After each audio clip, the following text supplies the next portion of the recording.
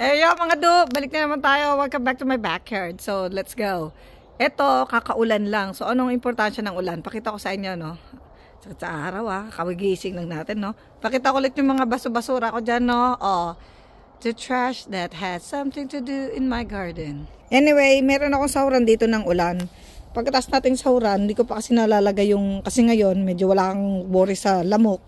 Kasi wala pa yung lamok. Pero, uy, mukhang give up na to Pero kailangan dito guys, meron kayong takip dito para hindi siya lamukin. Ngayon malamig pa naman. Anyway, ito yung ating timba. Kaya tayo nagsasahod ng ulan. Alam nyo kung para saan yan. Para sa orchids natin. Pasok tayo sa loob ng bahay. Dala natin itong tubig ulan. Dito, pasok. So anong silbi niyan mga do? Maraming silbi yan. So orchids talaga. At sa mga halaman natin dito sa loob ng bahay. Aray ko. Ang dapat pang ano natin, pang dilig is tubig ng ulan. Ganyan. Okay, sa dami ng nating topic, isa-isa muna tayo. Ito muna tayo, no? So, itong orchids, guys, kasi bago nyo to i-fertilize, isusok nyo muna siya sa tubig. Mga 24 hours or 1 day or 2 days, ganyan. Kasi pag sinobrahan nyo, maano yung ugat niya. Mabababad sa tubig. Mali yun. So, ito na siya. Op. So, binabad na natin to dito, 1 day.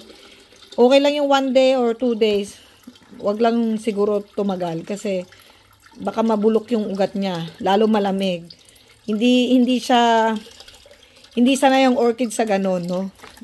Ano lang yon, pwede nyo lang siyang i-shock sa, kasi ngayon malamig, natutuyo siya ng bongga. Kasi iniisip natin, hindi natin dinidiligan. The next thing you know, patay na yung orchids mo kasi hindi mo nadiligan.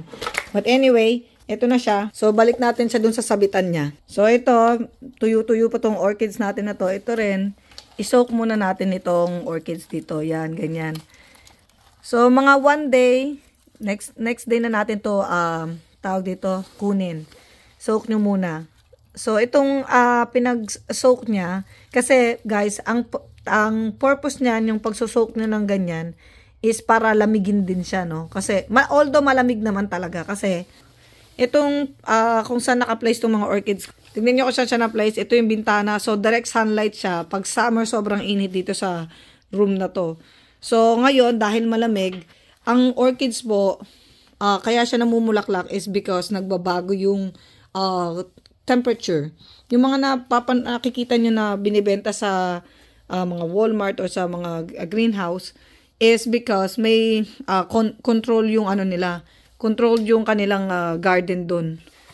So dito, dahil ito ay sarili nating bahay, wala naman tayong climate control dito. So tayo na lang din ang magko-control niyan. But anyway, ito yung epekto niya. Yung effect ng pagbabago ng temperature is also affects kung paano magbulaklak yung orchids nyo. Like this one. So ito ilang beses na to, lubog, babad, lubog, babad. Ito na siya. Although malamig din pati, kaya ayan na siya. Ito ang epekto niyan. Depende kung saan naka-place. Itong orchids ko dito, been here for like 7 years na ako sa US, 7 years na rin itong mga orchids ko. Ito na siya. So, nagsa-start siyang mag-bloom na, no? The more na ngayon na winter, lalo pag summer, mas magandang gawin ho yun, yung ganon. Babad mo ng 1 day, or dapat lagi mo siyang diligan. So actually, yung pinagbabara mo dito ng orchids, no, maganda rin to kasi yung pinagbabara mo sa kanya, yan para na rin siyang tea. Ito rin yung pinandidilig ko sa ibang orchids. Yung ibang orchids na ayaw mong ibabad, ayan siya. Diligan mo ng ganito. So guys, mahirap magdilig ng orchids kasi yung iba nag-i-spray, no. Ang ginagawa ko ganito po lang to guys, no. Ito yung lata. Meron kayong cotton dito, yan.